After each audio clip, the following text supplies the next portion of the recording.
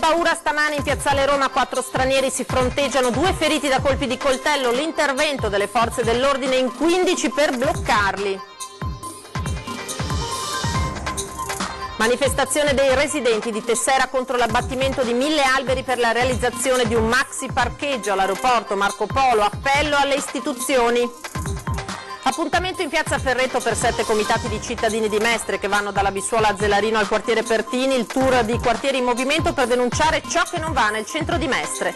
Morto a Verona l'ex terrorista delle BR Michele Galati, fu condannato per gli assassini del direttore del petrolchimico di Marghera e del capo della Digos di Venezia. Con le sue rivelazioni aveva permesso l'arresto di una quarantina di militanti. Il questore di Venezia Giorni lascerà l'incarico in Laguna, in pole position per sostituirlo l'attuale questore di Brindisi, 2 anni intensi per il numero 1 della polizia in Laguna. Doppia delibera H. Farsetti per eliminare la plastica usa e getta da Venezia, nuovi materiali biodegradabili negli uffici e a tutte le manifestazioni comunali. Il direttore della Mostra del Cinema spiega ai nostri microfoni la scelta del Leone d'Oro alla carriera a Julie Andrews, un'attrice intelligente che non è mai scesa a compromessi. Buonasera, ben ritrovati con questa edizione del telegiornale di Antenna 3 Venezia. Partiamo dall'accoltellamento avvenuto in pieno giorno a Piazzale Roma. 2 persone sono state arrestate mentre tentavano di fuggire.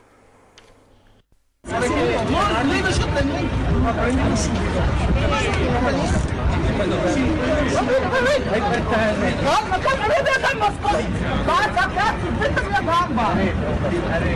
video, fagli video. No, lui ci prende giuro, no.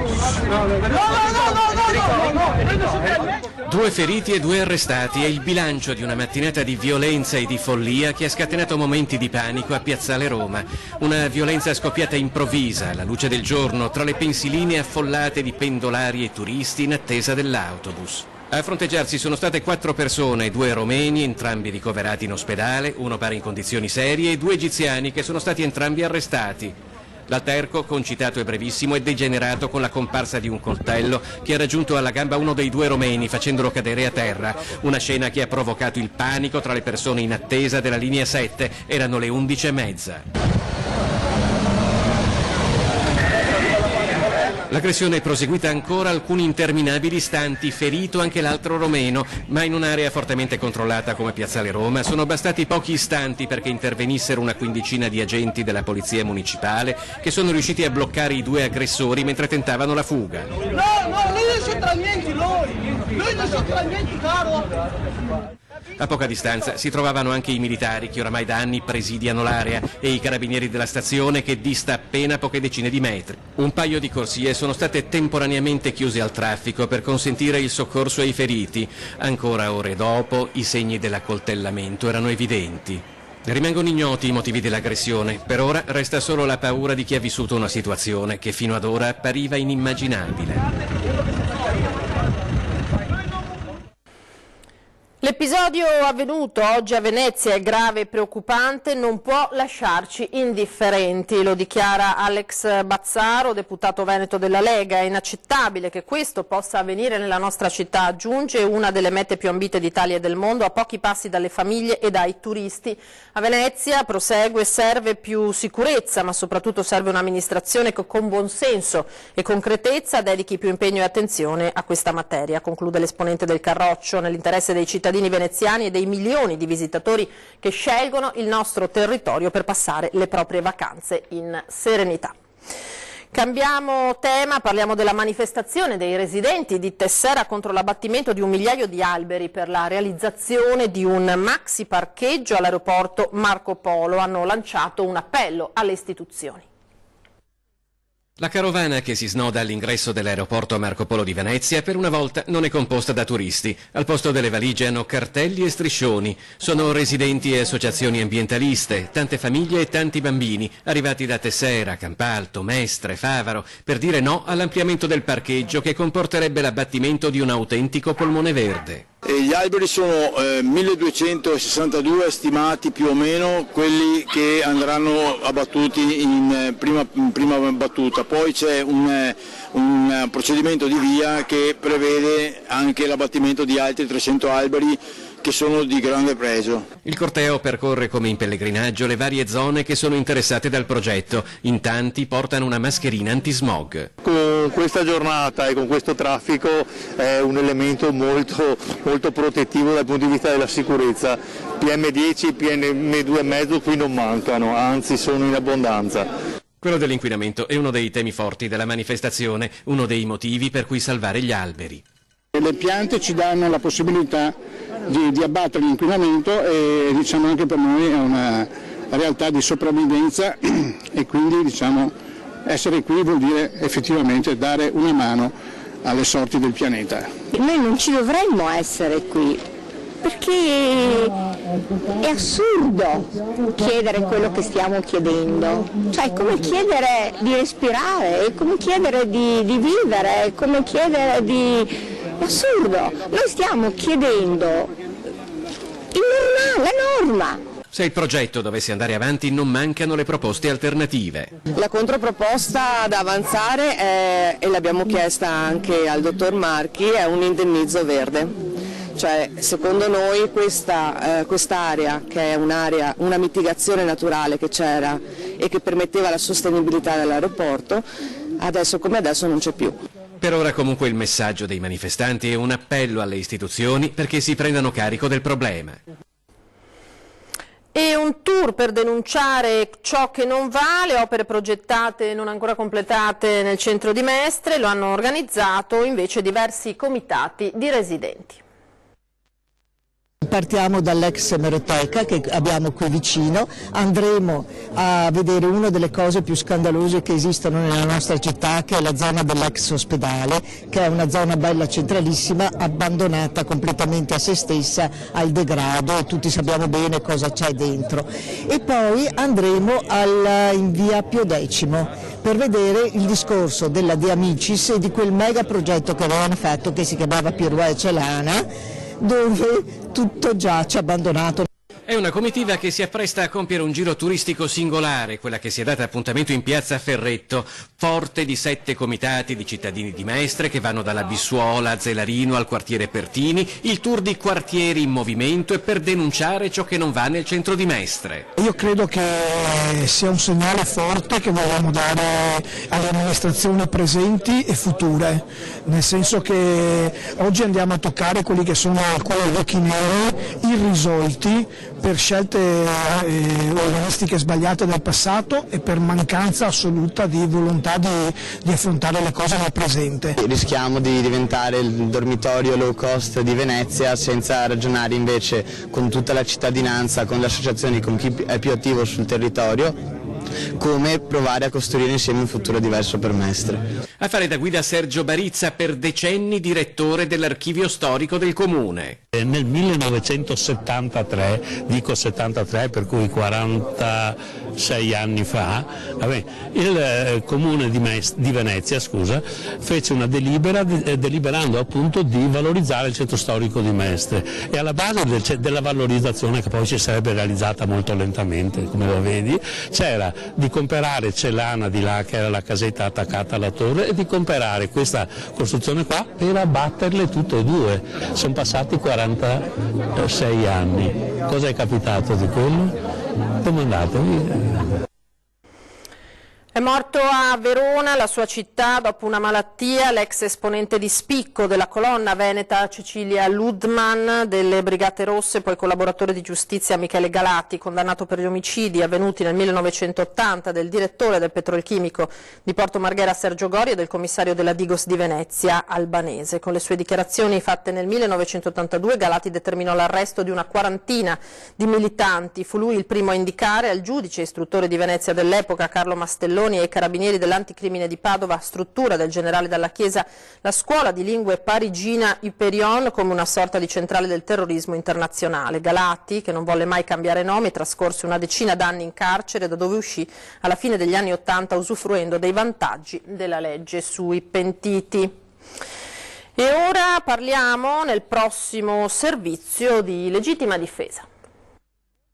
Quello della riforma normativa della legittima difesa è un dibattito partito anche e soprattutto dal Veneto, dal tabaccaio di Civè di Correzzola, Franco Birolo, al benzinaio di Ponte di Nanto, Graziano Stacchio, il rigattiere di Arsiero, Hermes Mattielli. La nostra regione è stata teatro di casi che hanno fatto discutere ed è normale che il dibattito parlamentare, che ora approda al Senato, sia seguito con grande attenzione anche a Venezia. A noi fa piacere che vi sia un impegno da parte del governo a redigere una legge che fornisca i giusti requisiti perché soprattutto chi è vittima di questi reati prevalentemente predatori possa essere tutelato e in questo senso difendersi.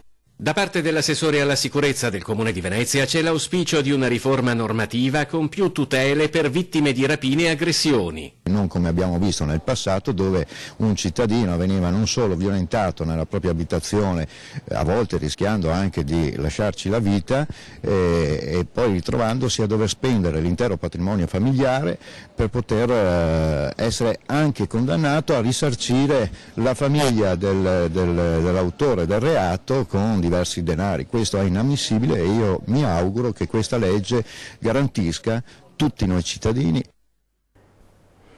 In Veneto non si può più parlare di infiltrazioni ma di radicamento della mafia. A lanciare l'allarme è la CGIL. La 24esima giornata nazionale in ricordo delle vittime innocenti delle mafie quest'anno si terrà in Veneto. La manifestazione, patrocinata dal Presidente della Repubblica e promossa da Libera, si terrà il 21 marzo a Padova ed è una scelta che riveste un significato particolare, quello di ricordare che la criminalità organizzata non è solo una questione meridionale, ma riguarda anche il nord, anche il Veneto. Non solo i fatti di questi giorni di Eraclea, no, che hanno portato all'arresto del sindaco e di diversi colletti bianchi coinvolti nel favoreggiamento dei grandi casalesi, ma anche l''ndrangheta che si è insediata nel Veneto occidentale tra il Veronese e il Vicentino, segnale questo di una spartizione, no, che le mafie hanno fatto ormai del territorio veneto dal Garda fino al litorale adriatico. Dal territorio arrivano diversi segnali che non si possono né si devono sottovalutare. L'allarme del sindacato che lancia un appello a favore dell'impegno nella lotta alla criminalità organizzata e alla corruzione. La nostra regione deve costruire gli anticorpi e deve costruirli dal basso, partendo appunto dalla consapevolezza della pericolosità delle mafie che inquinano il settore produttivo e le stesse relazioni sociali. Noi ci scandalizziamo per piccoli furti, in realtà le mafie ci rubano il futuro. Questa deve essere la consapevolezza che ci caratterizza anche la nostra azione. Ci fermiamo per qualche secondo, torniamo tra pochissimo.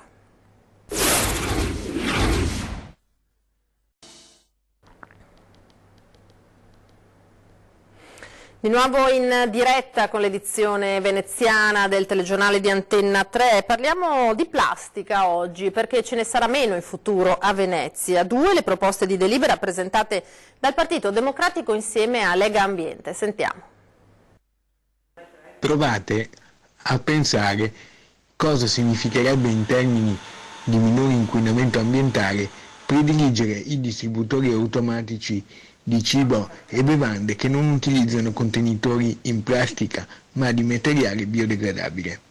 Una scelta che tra i dipendenti dell'amministrazione comunale e delle società partecipate coinvolgerebbe non meno di 10.000 persone. Sono partiti da qui i consiglieri del Partito Democratico, guidati dalla capogruppo Monica Sambo, per presentare 2 proposte di delibera, studiate insieme a Lega Ambiente di Venezia. L'altra delibera è sicuramente più impegnativa per la città perché chiede a tutti gli esercizi di somministrazione che danno cibo da asporto o di somministrazione non assistita di dare appunto il cibo o le bevande da asporto con materiale biodegradabile. Per Izzato, Lista Casson, che è anche vicepresidente del Consiglio Comunale di Venezia, ha posto l'attenzione sull'importanza di dare l'esempio a partire dai piccoli gesti. Questa è una cosa che secondo me ha molto a che fare con l'esempio. Noi dovremmo cercare di dare l'esempio perché comunque siamo degli eletti e i nostri elettori ci guardano e di conseguenza è importante dimostrare queste cose. Si trattava di dar seguito a una mozione che era stata votata all'unanimità da tutto il Consiglio Comunale più di un anno fa, quando ancora si parlava di regolamento dei pubblici esercizi. Quindi si tratta semplicemente di trasformare questa mozione, appunto, su cui tutto il Consiglio era stato unanime, in una proposta di delibera, 2 in questo caso, una appunto per la parte riciclabile utilizzata nel comune all'interno della struttura comunale, e una invece per i pubblici esercizi e i take away. Non poteva che esserci in prima linea anche Legambiente, che a Venezia conta su una sezione molto attiva e partecipe.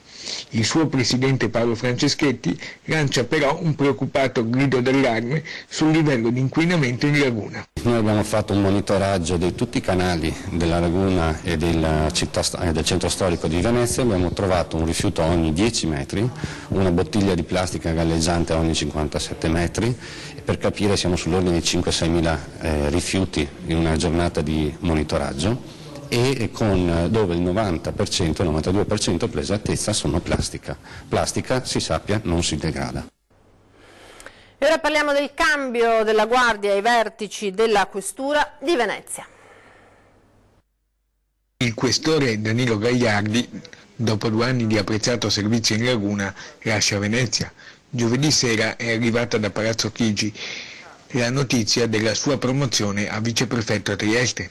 Una decisione che da qualche settimana era nell'aria, anche se in tanti in città speravano che la sua permanenza a Venezia durasse ancora a lungo. Invece siamo ai saluti.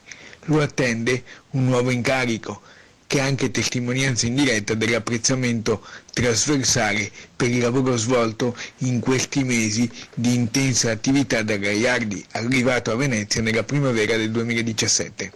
I mesi trascorsi a Venezia sono stati tra i più esaltanti della mia carriera, ha sottolineato lo stesso Gagliardi salutando i suoi agenti. Ho avuto a disposizione una squadra splendida che sarà un punto di forza anche per il mio successore.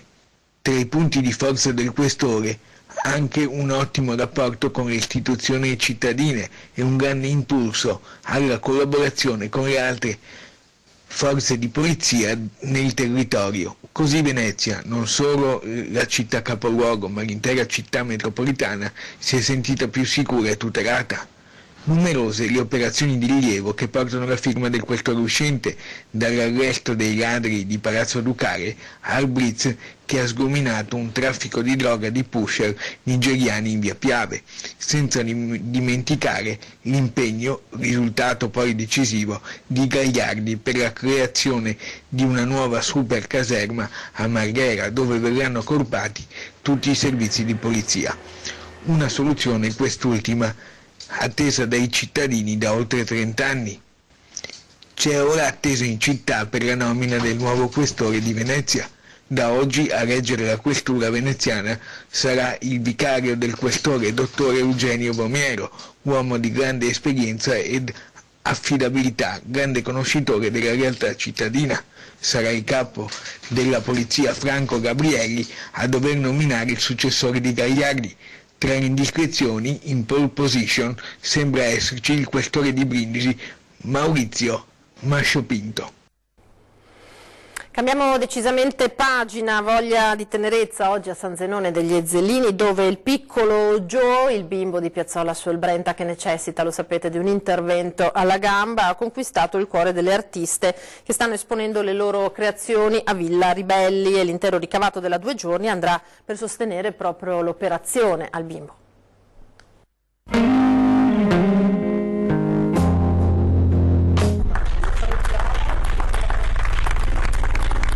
Come annunciato, il piccolo Joe è arrivato a Villa Rubelli a San Zenone, dove in occasione della 2 giorni della mostra Donne in Arte sono in vendita i famosi biscotti intitolati al nostro cucciolo di guerriero.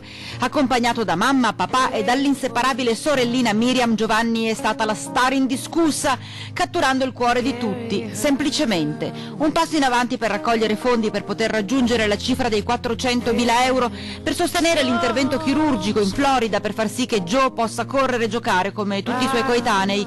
A oggi superata quota 180.000 euro. Tanta la commozione di mamma Erika. Ho trovato una nuova famiglia qua con voi, con tutti quanti, con tutta la zona di Bassano e provincia, ecco. Per quale motivo? Perché ci avete accolto e avete accolto la nostra causa con un calore immenso per noi e non ce l'aspettavamo. È stata veramente una cosa improvvisa e soprattutto inaspettata, però io mi sveglio anche la notte pensando ma quante persone ci vogliono bene. I biscotti di Joe sono qui a San Zenone. A quanto siamo arrivati? Quanti biscotti sono stati fatti ad oggi? Ad oggi siamo arrivati a 3 tonnellate di biscotti. Una campagna sostenuta da tutto il nostro gruppo Made Nord-Est, che ha creduto sin da subito in questa causa, coinvolgendo una moltitudine di persone, e l'evento di San Zenone è un'ulteriore conferma. Oggi sono ancora più commosso perché vedo la forza di questa famiglia, veramente qui la parola famiglia prende la sua forma più bella. E faccio veramente i complimenti a questa mamma e a questo papà che stanno mettendo in campo tutte le loro forze. Nel fine settimana della mostra Donne in Arte a Villa Rubelli, tutto il ricavato delle entrate di chi verrà a visitare la mostra verrà devoluto appunto alla causa del piccolo Joe. E c'è una persona su tutte che non vede l'ora che Joe possa correre e giocare, ce lo confida con una dolcezza infinita, quasi sussurrando. Vorrei ringraziarvi perché state aiutando il mio fratellino e prima o poi vorrei vederlo correre in bicicletta con me. Per giocare assieme e fare i matti in bicicletta assieme? Sì, e anche far impazzire la mamma.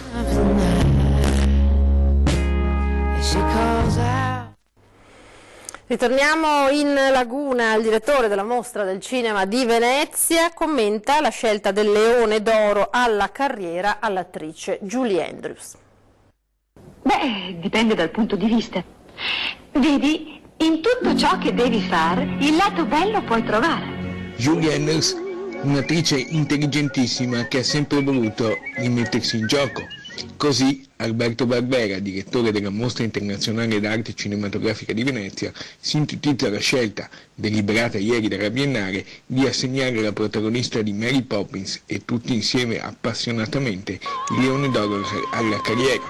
Alla prossima edizione del festival, che si terrà a Lido dal 28 agosto al 7 settembre. Avrebbe potuto accontentarsi del successo planetario dei suoi 2 primi film, Mary Poppins e Tutti insieme appassionatamente, che per anni sono rimasti in testa alle classifiche dei film più visti e più amati da un pubblico trasversale fatto di giovani genitori e anziani. Però lei non ha voluto rimanere legata a quel ruolo da icona del cinema familiare e così si è rimessa in ballo. Barbera ricorda anche il sodalizio umano e artistico dell'attrice con il marito e la sua caparbietà nel non scendere mai a compromessi. Questa poi è un'altra cosa bellissima, è un sodalizio insieme umano, professionale, artistico straordinario, che è durato per tutta la vita fino a quando Black Edwards non è scomparso. Nel quale, che ha consentito a Julie Andrews di realizzare alcuni altri capolavori. Quella di Julie Andrews, ha sottolineato sempre Barbera, non è mai stata una ricerca del successo facile. E lei invece ha sempre scelto di rischiare, di mettersi in gioco ogni volta, e questo è il segno di una grandissima intelligenza. Una programmazione speciale per questo weekend di Antenna 3. Stasera alle 21:15 proporremo per intero la sfida che è valsa la vittoria della Coppa Italia al Treviso Basket. Poi, a grande richiesta e considerato il successo della diretta di Antenna 3 da Conegliano, domani sera, sempre dalle 21:15, trasmetteremo nuovamente la sfilata dei carri del Carnevale di Marca. È tutto per questa sera, io vi saluto, vi auguro una buona domenica, vi lascio alle previsioni del tempo. Arrivederci.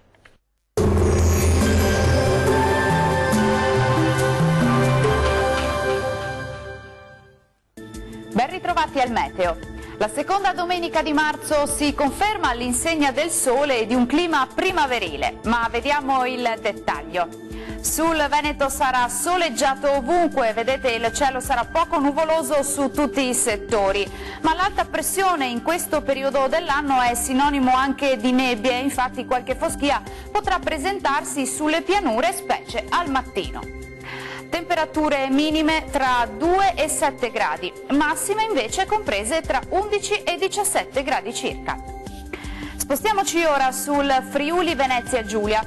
Anche qui prevalgono condizioni di tempo soleggiato, salvo per una maggiore nuvolosità sui settori alpini, dove non si esclude anche qualche precipitazione, in genere di debole intensità. Temperature minime tra 7 e 10 gradi, massime invece in lieve calo tra 12 e 13 gradi. Uno sguardo infine al Trentino Alto Adige. Anche qui avremo condizioni di bel tempo con ampio soleggiamento ovunque. Entro la serata tuttavia potrebbero verificarsi le prime piogge sui settori settentrionali della regione. Temperature minime tra 2 e 3 gradi, massime invece intorno ai 15 gradi.